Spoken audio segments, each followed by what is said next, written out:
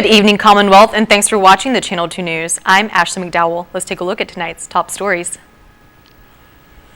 2 dead bodies were found at an establishment in San Antonio, and 7 individuals get a second chance at drug court graduation. In sports, PSS is making school fun again thanks to after-school sports. Stay with us. These stories and more are next. Hey boy, don't delete this message. I don't want you to forget.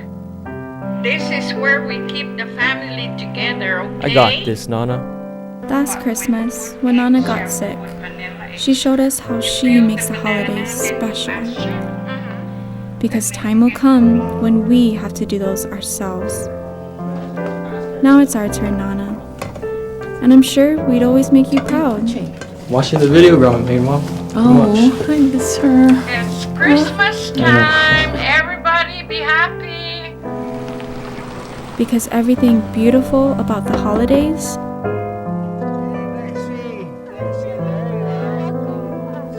are the ones you've kept alive in our hearts.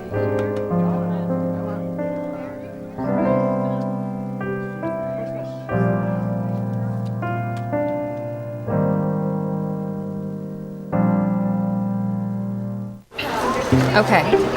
Can I be to Alan, please? Attention passengers of flight AJ3004, your flight has been delayed.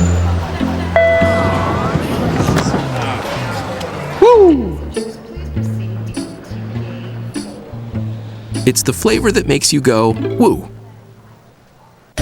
McDonald's new spicy barbecue glazed tenders and chicken sandwich. Made with tender, juicy, all-white meat chicken. Available in 4, 6, or 10-piece chicken tenders. Try the spicy barbecue crispy chicken sandwich too. And I'd like to, on behalf of my family, my staff, I'd like to wish everybody in the Sinam a very, very Merry Christmas and a hopeful and prosperous New Year to come. I want to say to be safe, enjoy yourselves out there, and let's hope for a great year and many, many great years to come. So again, Merry Christmas, Happy New Year, and God bless you all.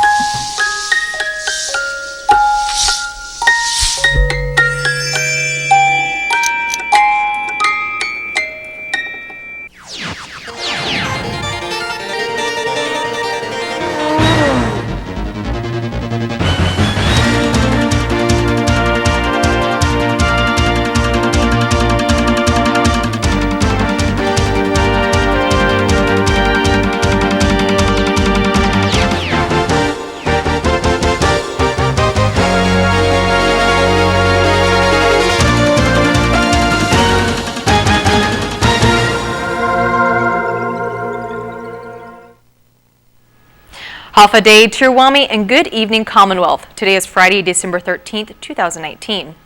2 unresponsive bodies were found at an establishment in San Antonio, and the Department of Public Safety was called to the scene. We are classifying this as a homicide case, and we do have our police looking into this particular case. Around 7:30 this morning, the Department of Public Safety received a phone call reporting 2 dead bodies that were found in this establishment right here behind me, the Rice Cake Best Food here in San Antonio. We had officers dispatched to the scene. As soon as officers confirmed the report, they called back Central, and then medics came over earlier. And right now there's officers talking to the victim's family. The establishment is a Korean restaurant that produces rice cakes. At the scene, Chief Prosecutor for the Attorney General, John Bradley, arrived and looked into the establishment, but says he is unable to share anything at this time. Not yet. Can't talk yet. Can you just tell us what's the process now? Too soon. We will soon. We'll let you know. DPS PIO Adrian Pangilinan says they do not have the exact nationality at the moment of the 2 individuals. The 2 individuals are females. What we can confirm is that they are not locals. For their exact nationality, we are looking into that, and we will be sharing it with the public as soon as we get more information on that. An individual who lives behind the establishment said she woke up in the middle of the night to dogs barking, but says she didn't see any suspicious activity. Last night, around 2 o'clock, all the dog, like that area, like crazy, the dog, like fighting. said that. That's why I said, oh, there's the dog is rumbling again. But I did not know. I said, oh, so scary. Another female was at the Korean restaurant this morning, searching for her friend she says she cannot get in touch with. We think it's our friend, but we don't know. You're not sure? Did you guys come here often? Only now. No. And do you guys think it might be one of your friends that was? Yeah, that's one of the dead bodies. Yeah, but until now we don't know the one. Have you contacted your friend? No answer. Where's your friend from? From China. China? The bodies were transported to CHCC. Pangilinan says DPS is seeking the public's help with any information related to the case. We also ask the public to share information, regardless of how little they might think. They might have heard something, they might have seen something, someone, or noticed something out of the ordinary. So we ask the public to call 911, the CIB office, or if they do want to remain anonymous, they can call the Sinam Crime Stoppers hotline. And as of news time, Pangilinan says they still have not identified the nationality of the two females.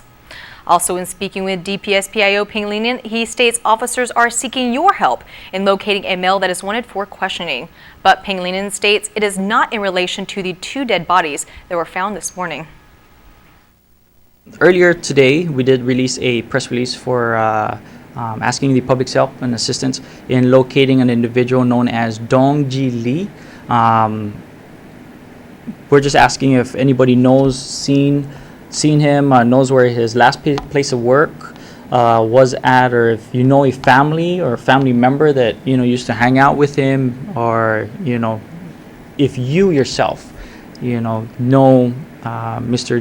Jie Lee, please give us a call here at DPS, and you can call us through 911. You can call the CIB office, or you can, if you want to remain anonymous, you can call the Sinam Crime Stoppers hotline. Why are they searching for him? Is he missing, or is he wanted for something? Mr. Jie Lee is just wanted for questioning at this point, so that's the only information I can give out. As soon as we have more information, we will share that with the public as well, and with you guys. And in relation to the two dead bodies this morning? No, these two cases are separate, completely separate. They are unrelated. It just so happened that when we released the PR this morning for Mr. Jie Lee, we also, were attending to the other case as well. Up on Capitol Hill, strong concerns and emotions were expressed today. Sally Lemus reports.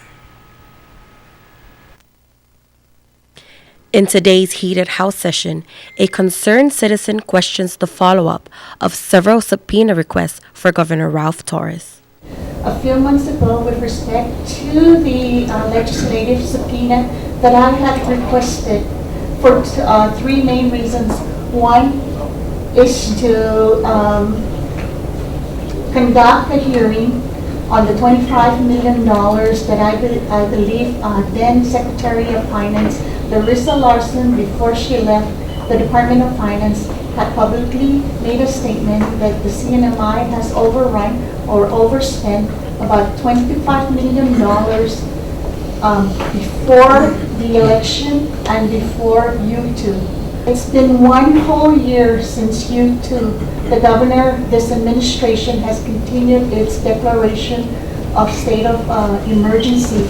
I have not seen their report, and I have gone through the Saddler's office, the governor's office, and this office, as well as the Senate.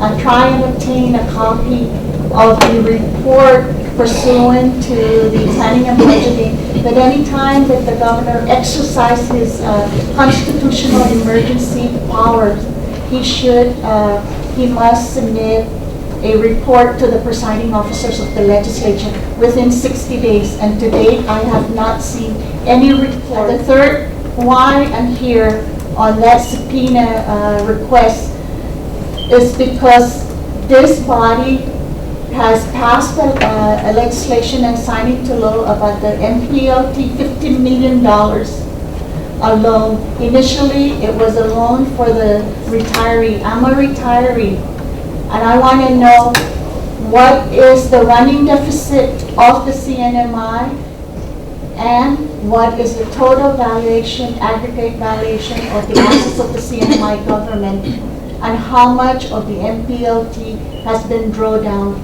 from that 15 million. To date, I have not seen any valuation of the total assets of the CNMI and the running deficit for the last 8 years, and I want to know.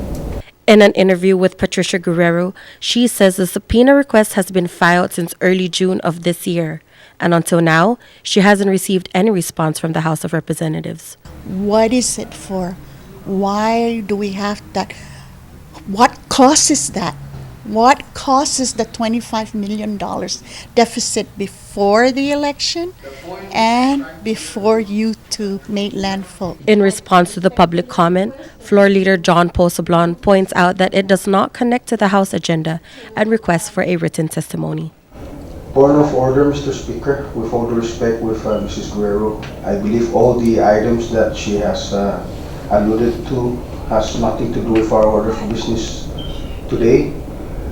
Maybe perhaps she can give us some written testimony that we can put it on record so that we can gather all those items that she is requesting for the action of this August body. Also discussed during the House session was a statement prepared by Congressman John Posablon, who addresses some criticism going on in the community. I've always been dear to the people of the Commonwealth, both their followers and the Chamorro community. We should always choose our words wisely and make sure that we don't create a narrative that divides us, but rather unite us as one Commonwealth. I want to say a famous quote from the late Congresswoman Eliza Cummings. Open quote, "We are better than this." Close quote. We are better than this. Let us all take the critical matters before us with respect and dignity. In closing, Mr. Speaker, members, I just wanted to say to our good colleague that props that I forgive you, and that I've always extended my utmost and humble respect to you. And if it's not too much to ask, I ask that you extend that back to me. Thank you, Mr. Speaker, members. Congressman Ed Probst gives his response. I do want to apologize to our floor leader because I never intended by any means for anyone to ever think that our floor leader is biased, prejudiced, or racist. If I ever thought that you were, I don't know if we could have been friends, but you've never displayed that. In fact, the first time that I got into office, you extended your friendship to me. And there have been times when we've gotten into heated discussions and debates, but we've always made it a point to maintain our friendship. So I do sincerely apologize for the misunderstanding. It hurts me for you to think that. But I've never told my colleagues, I've never told my constituents, anyone, that I felt that you were biased or racist or prejudiced. I've never felt that about anybody in here, because everyone here respects our constituents. And our constituents are of all different colors and creed and races. So I do apologize for that misunderstanding, floor leader. I really do. And I want the record, for the record, when I spoke about things, and if it was misinterpreted, that is a fault of the words that I chose, perhaps. And I will review that and reflect on it and try to be better in how I choose my words. But that was never the intent. This is Ali Lemis for KSPN News. Coming up, 500 cells adds an addition to the fleet. A floating classroom, you can say. Stay tuned.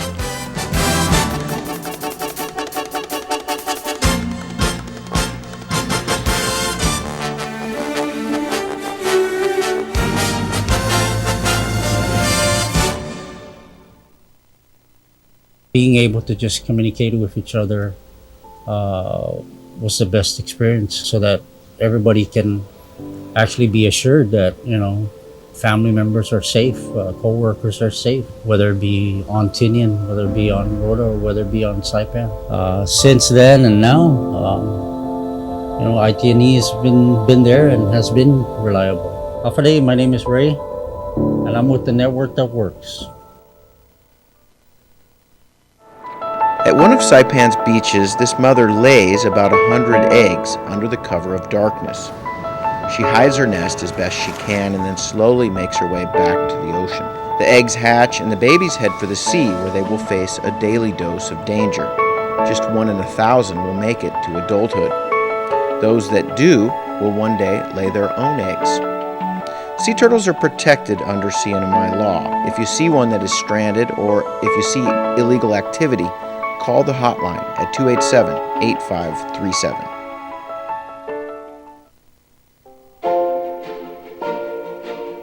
Welcome to the Marianas Eye Institute. Our office on Beach Road is staffed with U.S. certified eye care technicians, doctors that have received national recognition, and a friendly, professional staff that will look after you and your loved ones. With over 1,200 eyeglass frames to choose from and an in-house lab, we can make most glasses in about an hour. And we even feature a mobile clinic to bring eye care to you. Keep your eyes healthy and strong with professional eye care at the Marianas Eye Institute. The Department of Public Works, the Department of Public Works family and I take this opportunity to extend our happy holidays and happy new year to all our Sinam people, including Rotatinan, Northern Island, and of course our families that are not on the island. Hi, Tiro. I just want to greet the whole community, CNMI. Happy Merry Christmas and Happy New Year. Be safe out there and happy holidays.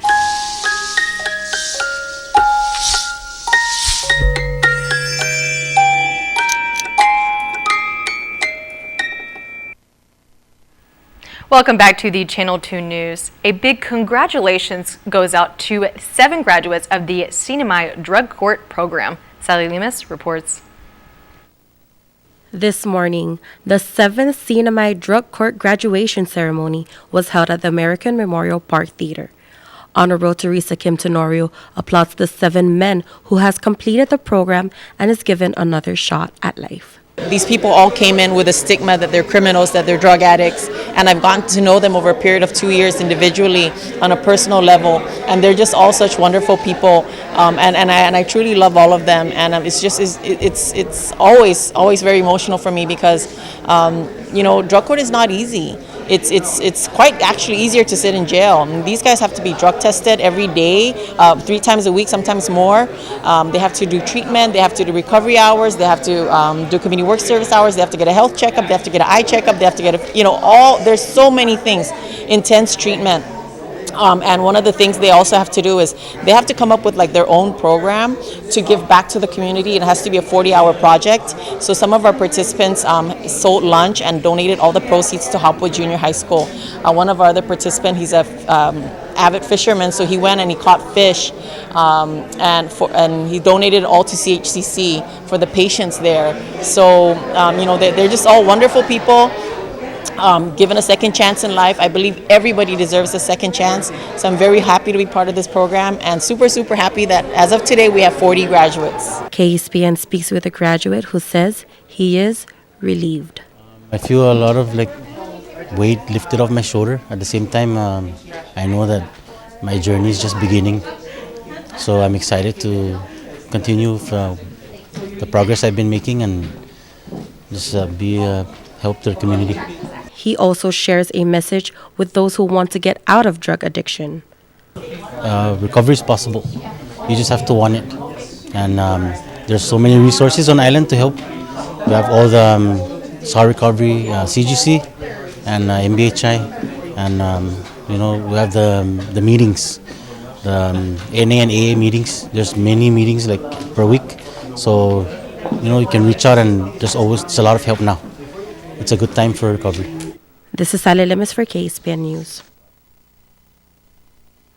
Thanks, Sally. 500 Cells has a new canoe joining its fleet. It's a classroom on the water. It's called Chetlu, the Chamorro word for brother or sister, and is the new sibling that's joining the fleet. This canoe that we added, it's a Sackman. It's based on the Anson drawing, so it's a genuine Chamorro canoe. As far as the engineering, it's even wood. The wooden Chamorro Canoe was built in San Diego, moved to Guam, and now Saipan is its new home, costing around $100,000 to build. It was made in San Diego by Mario Borja of Tetlu Inc.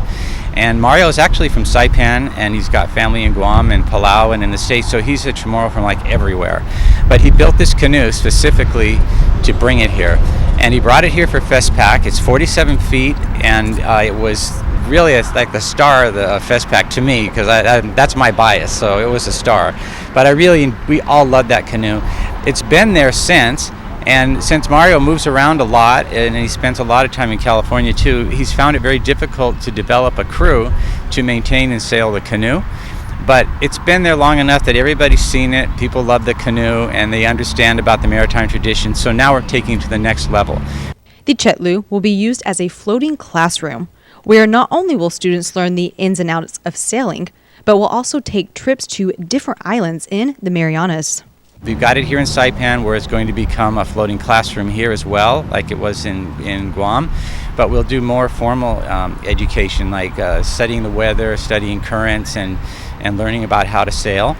But we're also going to use it as a voyaging canoe. So what we envisioned is that this canoe will serve the Marianas. It's going to go between Guam, Rota, Tinian, Saipan, and Pagan. And we'll try to develop crews from every island, maybe bring them in here for training. And that way, when we go to Rota, we can switch crews. You go to Guam, we can switch crews. And just get people back on the water voyaging again. Chetlu is coming up on 10 years old. And Perez says they have observed a few issues with the canoe, but are working to get it in tip-top shape to ensure further exploring can be done. We observed that canoe and how it behaved, and we saw what was strong and what was weak. We did repairs on the fly, improvements on the fly. And now that we're here, we're going to keep taking it out in more and more challenging conditions until that thing is solid and we're confident and we're happy and not worried about anything, and it's just a pleasure. And then I think we'll start looking for further islands. 500 Cells was conceived by Perez in 2012. Reporting for KSPN, I'm Ashley McDowell. Oh, sail away. All right, coming up, students have extra work after school these days. Gym work. Stay tuned for that.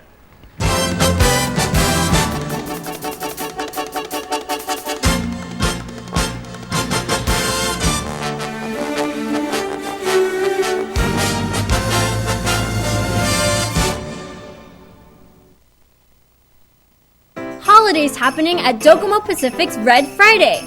Purchase select phones on our popular Now program and choose a free gift, like free wireless earphones or huge discounts on the latest smartwatch. Prepaid friends get free load with select prepaid phones. And get a chance to win a Nintendo Switch when you take a selfie with our new AI dog, Spark. Come in for a happening holiday now. DoCoMo Pacific, better together. Some conditions apply.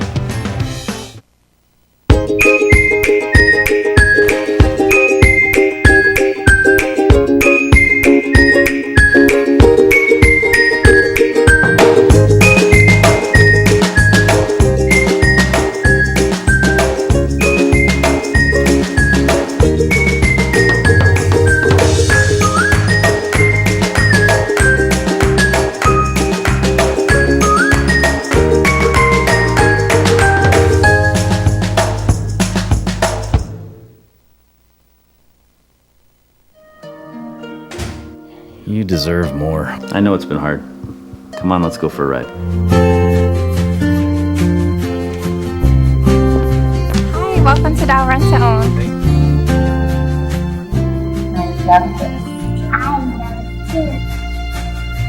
Thank you. You're welcome. Now this feels like home. Dial Rent to Own. Making lives better since 1987. Buenas sports fans.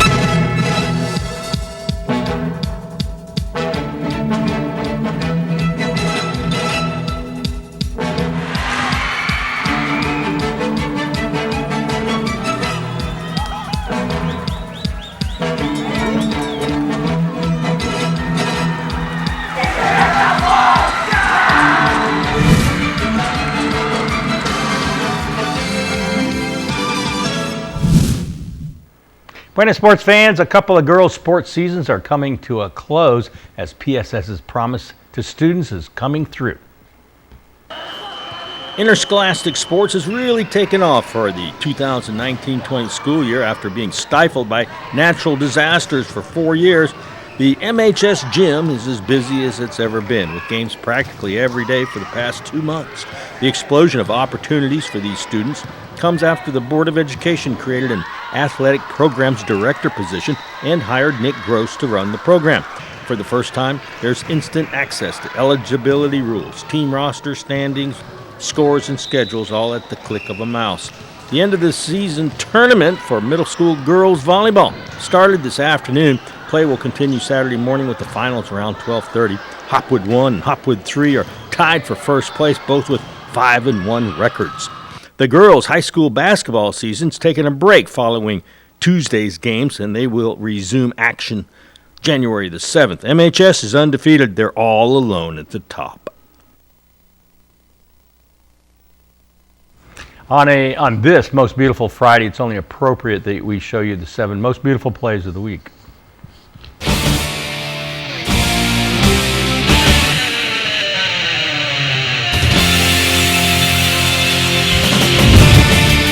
Coming in at number 7, some people see this and think, oh, that's terrible. Look at all those missed shots from so close. But think of it this way. Look at all those offensive rebounds. Oh, offensive rebounds are beautiful. 7 offensive rebounds on 1 possession. Yes, 7 is heaven. Get the ball, man. Coming in at number 6, these balloon engineers, these pumper-uppers who come to rescue the fallen finish line just before the first disqualified racers finish. Information we got, the biker did not make it down to Lao Lao. I really don't know, because now they say disqualified. Australian. Coming in at number 5, Fate cracks a grand slam for Palau Force in the 2019 Law Enforcement Goodwill Tournament. Yeah, it was his fate.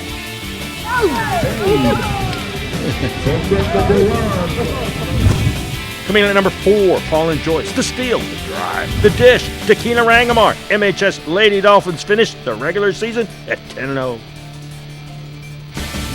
Coming in at number 3, Caitlin Chavez with this between the legs goal. Beautiful. Coming in at number 2, this no-look backwards pass. Calipad to Cabrera for the Bunny. Top play number 2. In the KSPN2 top play of the week, Kevin Biffiger flies in from Australia. They broke his bike, but he wins the Hell of the Mariana Century Cycle anyway. The KSPN2 Sports top play of the week. Big journey to arrive. Our flight's been cancelled. We got here 2 days later. So I got here yesterday morning at 3 a.m. Built the bike. My bike was bent. My bars were broken. So I had to fix my bike.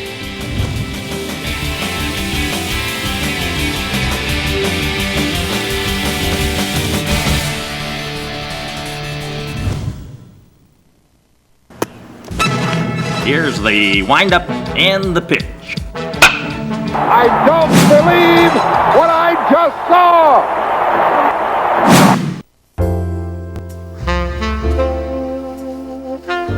Today's high, 86, the low, 73, humidity 78%. Tomorrow, partly cloudy, isolated showers, east winds 10 to 20.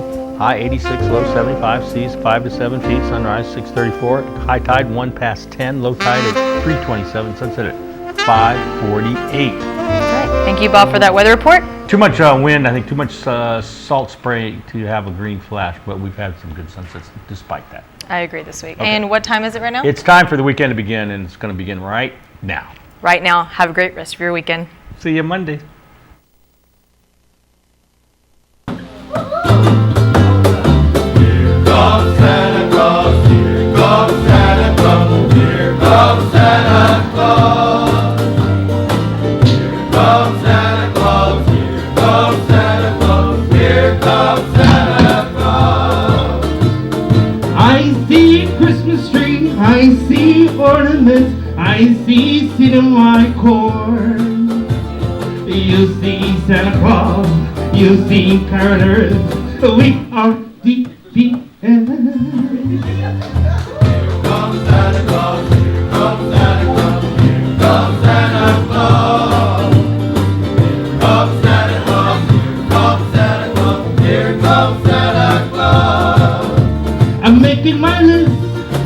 making it twice. Santa is here for you. Naughty or nice, happy or sad, Santa is here with joy.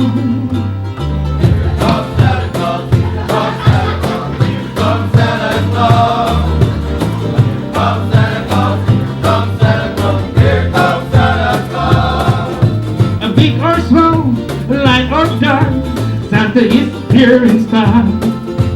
Pretty or handsome, dancing or singing,